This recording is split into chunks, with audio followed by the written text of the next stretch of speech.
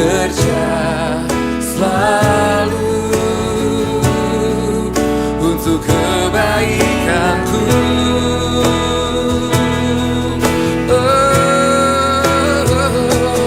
Mengalir kuasa dari tempat maha tinggi, Bapa kekal mulia, Kau hadir di sini, memulihkan hati, menyembuhkan yang terluka.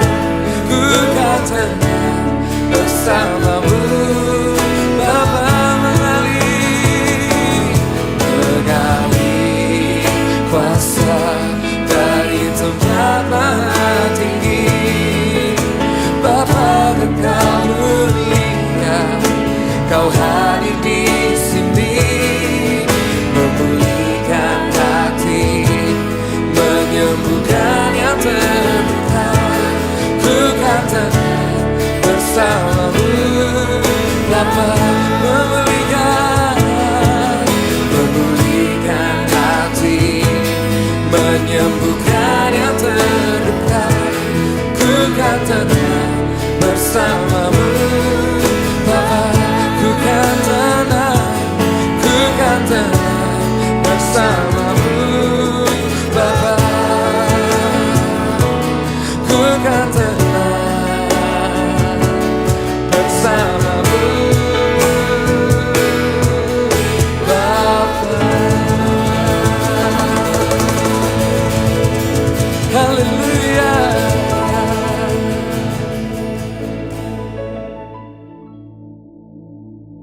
Shalom dan selamat pagi saudara-saudari. Sementara kita mempersiapkan hati kita untuk menyembah, untuk berdoa, untuk mendengarkan firman Tuhan dalam ibadah atas talian ini, marilah kita berdoa. Bapa di sorga, kami mengucap syukur untuk kebaikan Tuhan. Terima kasih atas pemeliharaan Tuhan sepanjang minggu ini, sepanjang hari-hari kami. Terima kasih untuk kesihatan yang baik, terima kasih untuk pekerjaan, terima kasih untuk segala yang Tuhan sudah sediakan bagi kami, baik pada hari ini maupun pada masa-masa yang akan datang. Dan kami datang di hadapan Tuhan dengan rendah hati, ampunkanlah kami atas segala dosa-dosa kami, dalam hati, fikiran, perkataan yang tidak berkenan kepada Tuhan. Ampunilah kami ya Tuhan. Kami mohon darah kudus Yesus menyucikan kami sehingga kami layak memuji, menyembah Tuhan di dalam hadirat Tuhan. Dan berkati hati kami sementara kami datang menyembah Engkau dalam kebaktian atas talian pada hari ini, supaya dimanapun kami berada, hadirat Tuhan memenuhi kami, Roh Kudus memimpin kami, sukacita memenuhi hati kami, dan mempersiapkan hati kami untuk mendengar firman Tuhan yang dikongsikan di tengah-tengah kami pada hari ini. Berkatilah ibadah ini, berkati setiap pribadi, di dalam nama Tuhan Yesus kami berdoa dan mengucap syukur. Amin. Mari kita berikan sorak-sorai kepada Tuhan Yesus Kristus. Haleluya Tuhan, Engkau ditinggikan, terpujilah nama-Mu Tuhan.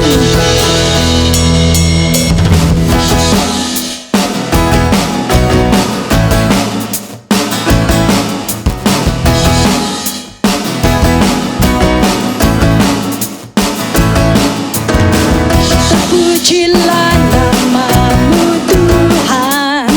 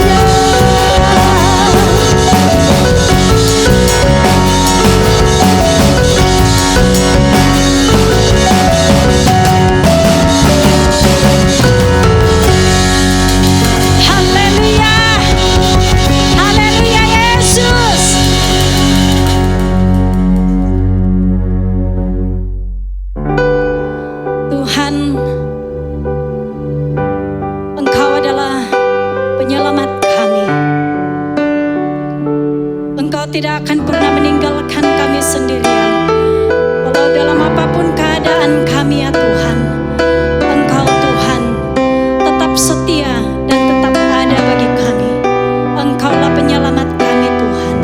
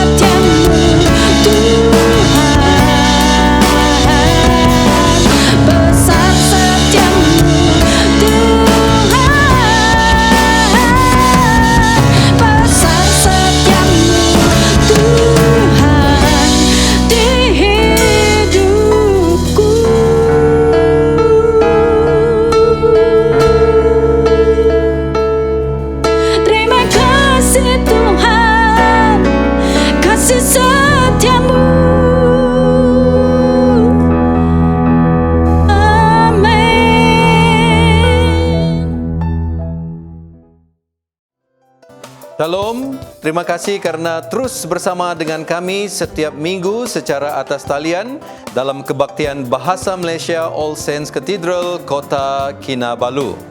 Saya terus menggalakkan saudara-saudari yang senantiasa bersama dengan kami untuk mendapatkan berita-berita terkini di dalam e-bulletin kita yang anda boleh perolehi di dalam akaun Facebook All Saints Cathedral ataupun melalui pesanan WhatsApp yang dihantar kepada pemimpin-pemimpin. Pada hari ini kita mau berterima kasih kepada Canon Arun Kuak yang mengongsikan firman Tuhan di tengah-tengah kita secara atas talian. Untuk pengetahuan saudara-saudari, para Canon di dalam Diocese Anglican Sabah memiliki sekurang-kurangnya 1 kali kesempatan untuk berkhotbah di katedral kita. Semoga Tuhan memberkati Canon Arun dan sekeluarga, dan bagi kita yang mendengarkan firman Tuhan, semoga Tuhan memberkati hidup anda dan seluruh keluarga anda. Berikutnya, saya ingin memberi pesan kepada saudara-saudari yang merancang untuk berkahwin pada tahun 2021 ini untuk datang bertemu dengan padri di pejabat untuk mengatur semula kursus pranikah anda. Jika anda belum berbuat demikian, anda boleh hadir ke gereja kerana pejabat gereja akan mulai dibuka seperti waktu-waktu berikut.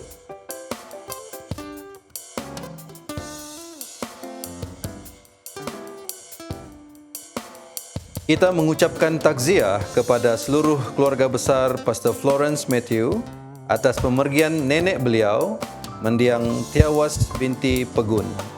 Semoga Roh Kudus memberi penghiburan dan kekuatan kepada seluruh keluarga yang berduka.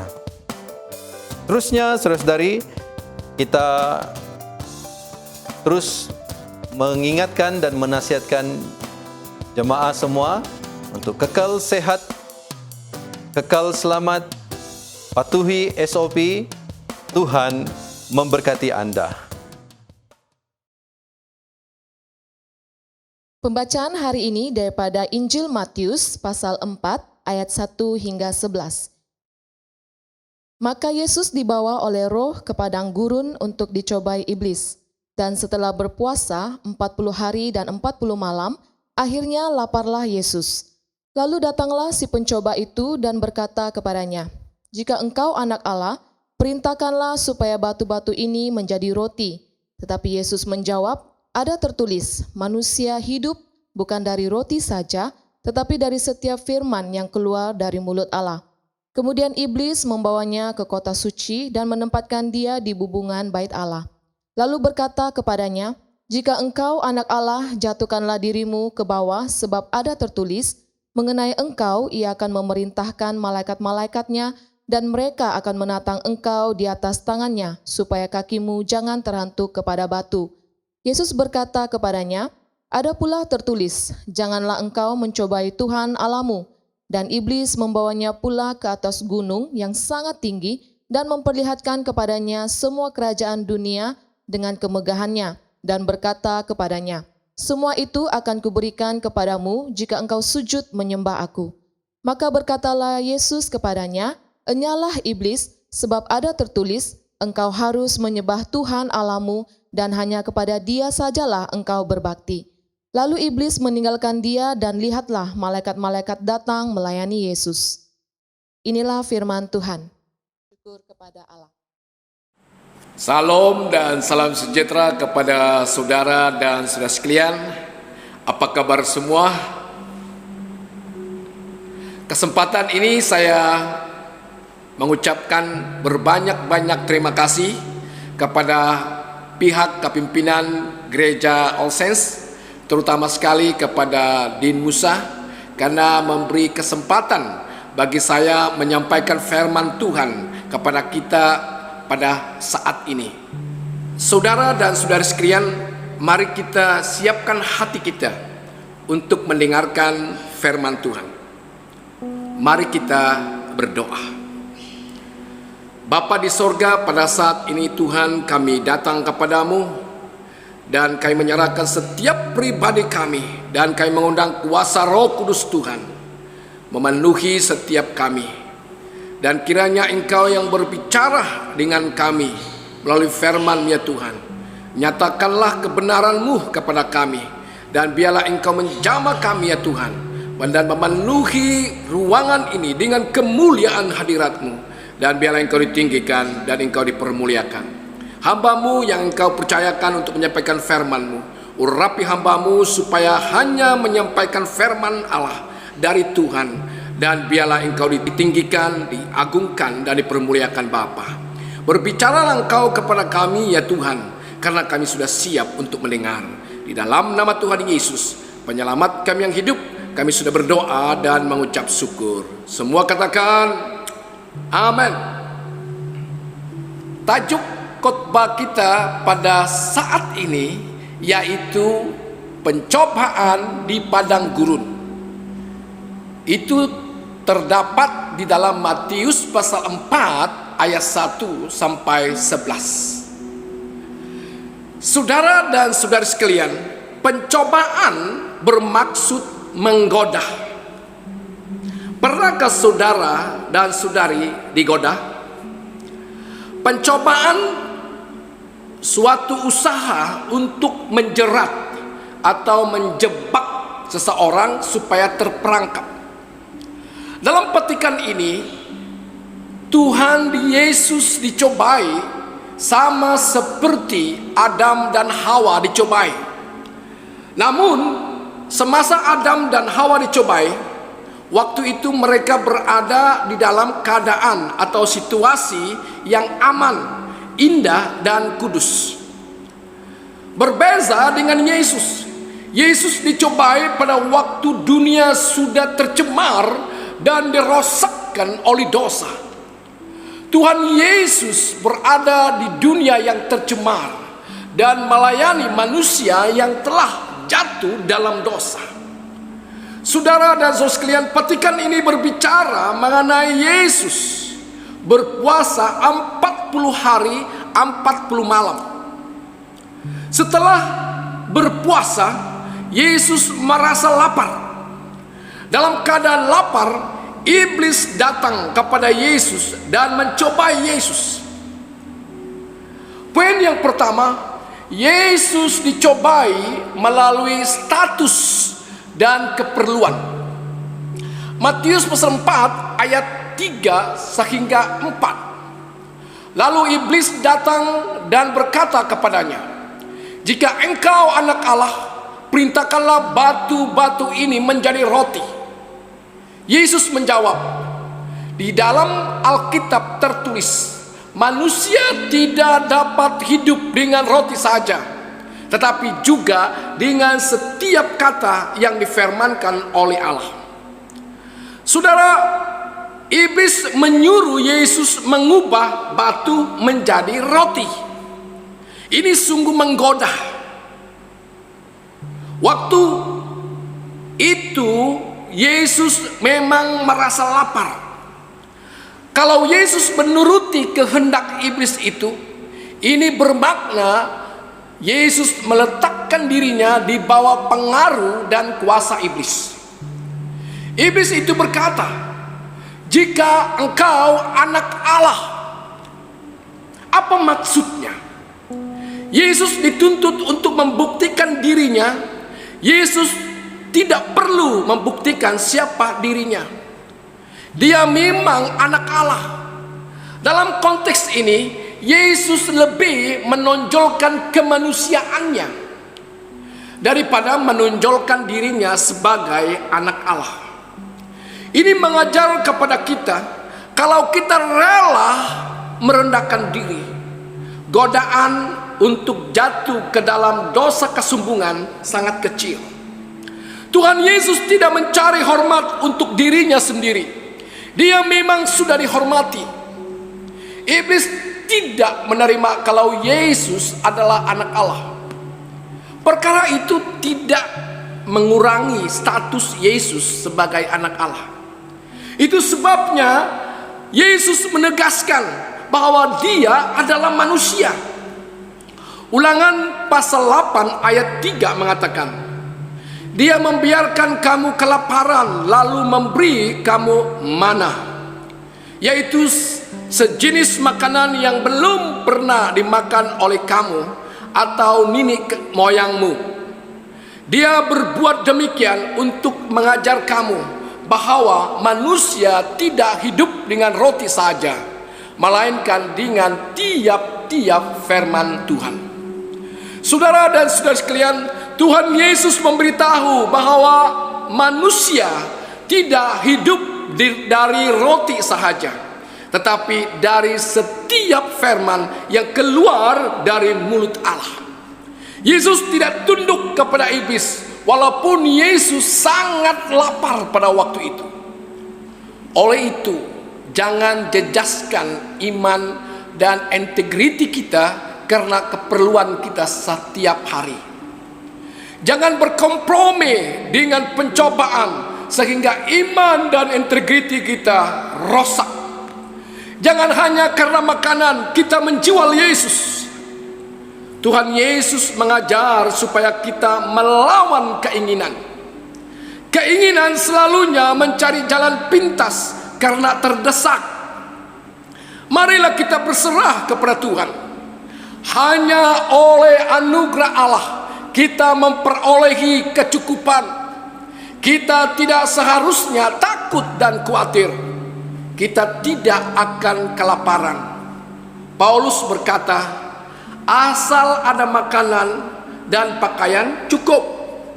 1 Timotius pasal 6 ayat 8 mengatakan, oleh itu cukuplah jika kita mempunyai pakaian dan makanan. Mengapa kita bertindak di luar Tuhan? Mengapa kita guna cara iblis untuk mendapatkan makanan?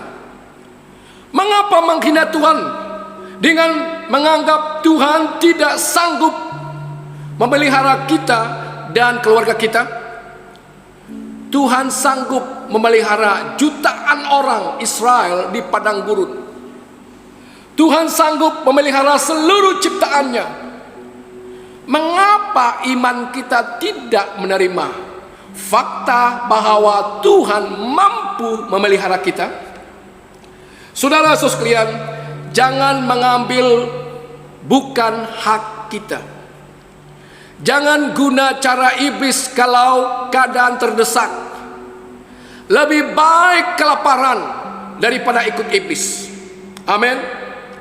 Mengikut iblis mungkin perut kita kenyang, tetapi jiwa kita binasa. Apakah gunanya itu? Mengalahkan pencobaan iblis bukanlah mudah. Sewaktu Tuhan Yesus di padang gurun, dia kelaparan setelah berpuasa 40 hari 40 malam. Berapa lama Tuhan Yesus berpuasa? Kalau kita melihat Musa berpuasa 40 hari 40 malam, dan Elia berpuasa sambil berjalan selama 40 hari. Kalau Yesus masih di padang gurun, siapa yang menyediakan makanan bagi dia? Kesempatan sedemikian, iblis datang dan menawarkan penyelesaian. Engkau kan anak Allah, buktikan, ubahlah batu ini menjadi roti. Nasihat iblis ini meragui status Yesus dan waktu Tuhan. Waktu Tuhan pasti yang terbaik, amin. Tunggu waktu Tuhan. Kalau waktu Tuhan tidak tiba, tetap tunggu. Sebab sampai mati pun kita tidak mendapat yang lebih baik daripada ikut iblis. Tuhan Yesus menunggu Allah Bapa. Allah Bapa pasti beri yang terbaik. Tidak perlu guna jalan pintas. Tunggu Tuhan bertindak di dalam hikmat-Nya dan waktunya. Amin, saudara. Oleh itu, saudara sekalian, jangan merasa khawatir dan terdesak apabila menghadapi kekurangan atau keperluan yang tidak dapat pada hari itu. Karena waktu Tuhan jauh lebih baik dan indah pada waktunya. Amin, saudara. Yang kedua, Yesus dicobai melalui iman. Matius pasal 4 ayat 5 hingga 7. Kemudian iblis membawa Yesus ke Yerusalem, kota suci itu, lalu meletakkan dia di puncak rumah Tuhan.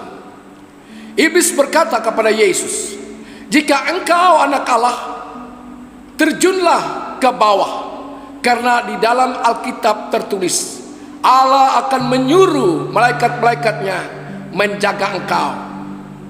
Malaikat akan menyambut engkau dengan tangan, supaya kakimu tidak terhantuk pada batu."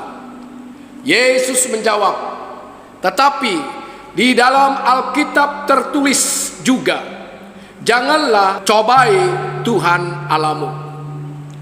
Saudara dan saudara sekalian, iblis membawa Yesus ke atas bait suci, ke atas rumah Tuhan. Mengapa? Sebab iblis meletakkan Yesus di tempat yang paling suci dan paling menyatakan kehadiran Tuhan. Bait suci berbicara mengenai kehadiran Tuhan. Kalau bait suci ini merupakan tanda kehadiran Tuhan bagi bangsa Israel, pasti bait suci ini menjadi tanda penyertaan Allah kepada Yesus. Bangsa Israel selalu melawan Tuhan, namun masih mendapat kesempatan disertai oleh Tuhan. Yesus lebih lagi, sebab hidupnya sempurna di hadapan Tuhan. Saudara-saudara sekalian, iblis menempatkan Yesus di puncak bait Allah supaya mengingatkan kepada Yesus bahwa Allah tidak meninggalkan dia. Iblis kembali bertanya mengenai status Yesus sebagai anak Allah. Status Yesus diguna supaya Yesus menjatuhkan dirinya ke bawah untuk membuktikan bahwa Allah tidak membiarkan anaknya mati. Iblis menggunakan bait suci menyatakan kehadiran Allah. Ini sama dengan perkataan nabi palsu di dalam kitab Yeremia. Namun Tuhan tidak mau orang-orang Israel mengandalkan bait suci. Tuhan mau mereka melakukan keadilan dan setia kepada Tuhan. Yesus tahu keberadaan bait suci tidak sepenting melakukan kehendak Allah dengan setia. Pancingan iblis supaya Yesus membuktikan statusnya sebagai anak Allah tidak dihiraukan oleh Yesus. Tuhan Yesus menjawab dengan mengutip firman Tuhan. Yesus tidak tertarik berdebat dengan iblis. Bagaimana kita melawan iblis? Tuhan Yesus mengutip Ulangan pasal 6 ayat 16. Jangan mencobai. Orang Israel di dalam Ulangan 6 ayat 16 mendengarkan peringatan dari Musa tentang dosa mereka yang berkali-kali mencobai Tuhan Allah. Keluaran pasal 17 ayat 7 menjelaskan bahwa dosa mereka adalah meminta Tuhan membuktikan apakah Tuhan menyertai atau tidak. Tuhan menyertai dan itu dirasakan. Yesus menyatakan, Allah menyertai mereka dengan tiang awan pada waktu siang. Allah menyertai mereka dengan tiang api pada waktu malam. Sebaliknya, penyataan Tuhan terasa asing oleh orang-orang yang akhirnya binasa di padang gurun. Mereka terasa asing sebab mereka menginginkan banyak hal yang tidak sesuai dengan kehendak Tuhan. Mereka memiliki keperluan perut mereka, keperluan makanan, minuman mereka, daripada berjalan mengikuti pimpinan Tuhan. Mereka ingin kuali mereka penuh dengan daging.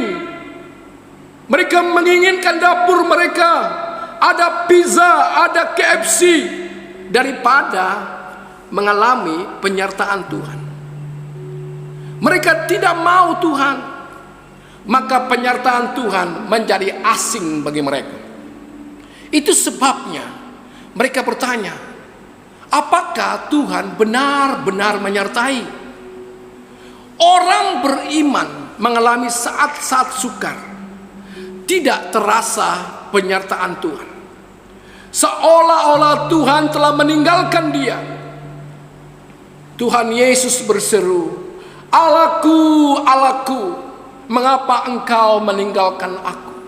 Kalau kamu membaca itu dalam Matius pasal 27 ayat 46, dikatakan Allah benar-benar memalingkan wajahnya karena dosa-dosa dunia ini yang ditanggungkan oleh Yesus Kristus. Ini berbeza dengan seruan orang-orang Israel yang rakus dan tidak merasakan penyertaan Tuhan, sebab mereka tidak mendapatkan menu daging, menu makanan untuk dimakan oleh mereka. Saudara-saudara sekalian, kalau pernyataan Allah diragukan karena motivasi-motivasi duniawi seperti keserakahan atau nama bagi diri sendiri, perhatikan perkataan dari iblis ini. Jika engkau anak Allah. Ini adalah keraguan yang sama dengan orang-orang Israel yang bertanya mengenai kehadiran Allah. Tuhan Yesus tidak bertanya mengenai kehadiran Bapaknya, walaupun dia berada di padang gurun dalam keadaan kelaparan. Dia tahu Bapaknya tetap memperhatikannya, tetap menyertainya, dan menepati apa yang dia katakan di dalam Mazmur 91 ayat 12. Kalau dia sudah mengetahui dan mempercayai penyertaan Bapaknya, maka tuntutan untuk membuktikan penyertaan itu tidak berkaitan bagi Yesus. Saudara-saudara sekalian, iman kita diuji, iman kita dicobai dalam keadaan-keadaan tertentu. Tapi apakah kita mentaati Tuhan? Apakah kita mengandalkan kepada Tuhan Yesus? Yang ketiga, Yesus dicobai melalui kemewahan dan ketaatan. Matius pasal 4 ayat 8 hingga 10. Kemudian iblis membawa Yesus ke gunung yang sangat tinggi dan menunjukkan semua kerajaan di dunia ini serta segala kekayaannya kepadanya. Lalu iblis berkata kepada Yesus, "Semua ini akan aku berikan kepadamu jika engkau sujud menyembah aku." Yesus menjawab, "Pergilah, hai iblis, di dalam Alkitab tertulis, sembahlah Tuhan Allahmu dan abdikan diri kepada Dia sahaja." Saudara dan saudara sekalian, Tuhan Yesus dibawa ke gunung yang sangat tinggi dan diperlihatkan kerajaan dunia kepadanya. Gunung mana yang dimaksudkan tidak dinyatakan atau tidak dinamakan. Iblis membawa Yesus ke sana dan menunjukkan kemewahan kerajaan dunia ini. Bukankah dunia ini dicipta oleh Allah? Ya, Allah yang menciptakannya. Seluruh dunia adalah milik Allah. Apakah sebabnya iblis menawarkan apa yang sebenarnya telah dimiliki oleh Allah? Iblis menawarkan bukan dunia yang diciptakan Allah, Tetapi dunia yang telah jatuh ke dalam dosa, kerajaan dunia berlawanan dengan kerajaan Allah. Kerajaan Allah adalah segenap ciptaan tunduk kepada Allah sebagai raja. Tetapi ciptaan pemberontak berdasarkan cara sendiri. Memberontak kepada Allah tidak disebut sebahagian dari kerajaan Allah. Milik Allah, tetapi tidak tunduk kepada pemerintahan Allah. Namun demikian, kerajaan Allah akan menundukkan segala ciptaan kembali kepada Allah. Itulah sebabnya Tuhan Yesus berkhotbah mengenai kerajaan Allah sudah dekat. Ini bermaksud seluruh ciptaan yang tidak mahu tunduk kepada Allah akan ditundukkan, dan pada akhirnya akan mengaku Allah sebagai raja mereka, akan mengaku bahwa Yesus adalah Tuhan. Saudara dan saudara sekalian, iblis menawarkan kerajaan dunia, kerajaan yang mementingkan hawa nafsu dan ela-ela palsu. Ini merupakan tawaran yang sangat menggiurkan bagi mereka yang melihat dunia ini. Tetapi tidak demikian bagi orang-orang yang merindukan kerajaan Allah. Amin. Iblis menawarkan kemuliaan dunia dengan syarat Yesus menyembah dia. Bukankah Yesus mewarisi dunia ini dan kerajaan Allah dinyatakan melalui Yesus? Yesus atau Tuhan Yesus mewarisi dunia ini dengan ketaatan kepada Bapanya supaya berkorban dan mati di kayu salib. Iblis menawarkan jalan pintas supaya Yesus tidak perlu menderita dan mati di kayu salib. Tuhan Yesus hanya perlu sujud sekali kepada iblis dan semuanya selesai, kata iblis. Inilah tawaran iblis kepada Yesus. Dunia ini akan menjadi miliknya dan dia boleh mengubah segalanya sesuai dengan kehendaknya. Dia menyatakan kerajaan Allah di dunia dengan mudah. Hanya perlu menyembah iblis satu kali. Saudara-saudara sekalian, apakah tawaran ini baik? Tidak. Ini adalah tawaran yang penuh tipu daya. Salah satu perkara yang akan terjadi bila mana kerajaan Allah dinyatakan di dunia ini adalah hancurnya kuasa iblis. Bagaimana mungkin kuasa iblis dapat dihancurkan oleh Yesus kalau Yesus sujud menyembah iblis? Itu sebabnya Tuhan Yesus menolak iblis dan mengusir dia. Tuhan Yesus mengutip Ulangan pasal 13 ayat 4. Dia tidak berminat menjadi penguasa. Dia hanya mentaati Bapanya. Dia tidak ingin jadi yang terbesar. Dia hanya ingin dianggap setia oleh Bapanya. Dia tidak ingin menjadi Tuhan di atas segala Tuhan. Dia hanya ingin menjadi hamba yang setia. Dia tidak mau jalan mudah, jalan pintas. Dia ingin setia walaupun melalui penderitaan, walaupun melalui salib dan kematian. Yesus setia, tetap setia kepada Allah Bapa. Saudara dan saudara sekalian, kalau kita diperhadapkan dan dicobai seperti Yesus, apakah kita taat setia kepada Tuhan dan mengusir iblis? Saudara dan saudara sekalian, Tuhan Yesus melawan dan iblis pun lari. Yakobus pasal 4 ayat 7. Oleh itu taatlah kepada Allah, lawanlah iblis, maka iblis akan lari daripada kamu. Iblis meninggalkan Tuhan Yesus malaikat utusan Tuhan pun datang.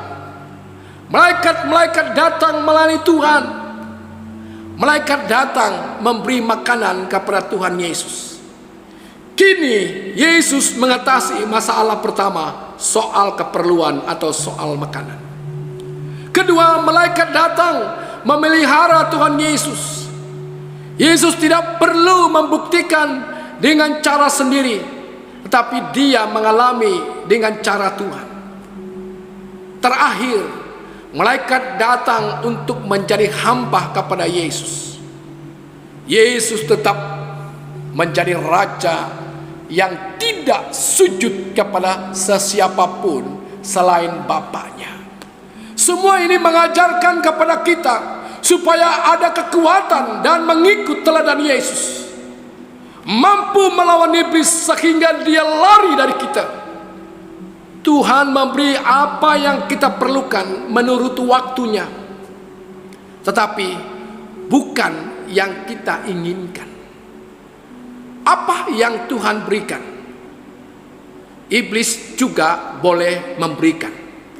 Tetapi ada satu yang tidak dapat diberikan kepadamu, yaitu keselamatan. Iblis tidak dapat memberikan keselamatan. Tuhan memberikan keselamatan dengan percuma, tetapi iblis merampas keselamatan itu dengan dusta, dengan tipu daya. Saudara-saudara sekalian, keselamatan hanya datang dari Tuhan Yesus Kristus. Oleh itu, andalkan Tuhan Yesus dalam hidupmu untuk menjadi dan menjalani pencobaan dan ujian dalam hidup ini. Hiduplah bersekutu dengan Tuhan dalam doa. Hiduplah dalam janji Tuhan melalui firman-Nya. Lawan kebohongan, lawan tipu daya iblis dengan firman Tuhan. Oleh itu saudara dan saudara sekalian, kalau kita menghadapi pencobaan, jangan mengikut keinginan, kehendak sendiri, melainkan kita mentaati Tuhan, menunggu janji Tuhan, dan berpegang kepada kebenaran firman Tuhan. Maka kita akan menang dari perpencobaan, dan kita akan digelar, kita adalah anak-anak Tuhan yang menang. Kita adalah pemenang, karena kita berada di pihak yang menang, berada di dalam Yesus Kristus. Karena Yesus telah mengalahkan pencobaan. Dan firman Tuhan mengatakan, pencobaan yang kita lalui tidak melebihi kekuatan kita. Apatah lagi kalau Yesus ada dalam hidup kita, kita dapat menundukkan pencobaan. Oleh itu saudara sekalian, berbanggalah di dalam Tuhan, karena engkau adalah anak Tuhan. Amin. Mari kita berdoa. Bapa di sorga, terima kasih atas firman-Mu yang sederhana ini. Berkati setiap kami yang mendengarkan firman-Mu. Berkati firman-Mu agar setiap kami dapat berpegang kepada firman-Mu dan taat kepada perintah dan mentaati Tuhan dalam setiap langkah kehidupan kami. Dan biarlah kami berjalan dengan berpegang kepada janji-janji Tuhan. Terima kasih Tuhan, beri kekuatan bagi kami dan bungkusi kami dengan darah-Mu ya Tuhan, agar kami menjalani hidup ini hari demi hari dengan mengandalkan Tuhan Yesus dalam hidup kami. Terima kasih Bapa, berkati kami semua, dan kami berdoa semua ini hanya dalam nama Tuhan Yesus, penyelamat kami yang hidup. Kami sudah berdoa. Katakan amin. Sentosa Allah yang melebihi pengertian manusia, memeliharakan hati dan jiwa kamu di dalam pengetahuan dan kasih Allah dan anaknya Yesus Kristus Tuhan kita. Dan berkat Allah yang Maha Kuasa, Bapa, Anak, dan Roh Kudus beserta dengan kamu dan tinggal serta dengan kamu sampai selama-lamanya. Amin. Saudara-saudara yang dikasihi dalam Tuhan, pergilah dengan damai sejahtera dan layanilah Tuhan. Dalam nama Kristus. Amin. Berikan sekali lagi suara-suara bagi setia dan benar.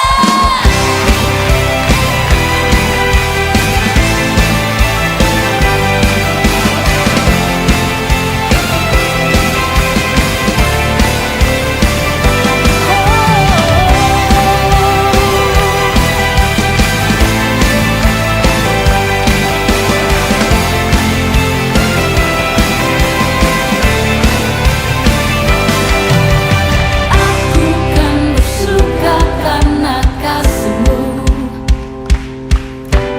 menari memuji kebesaran-Mu, karena Kau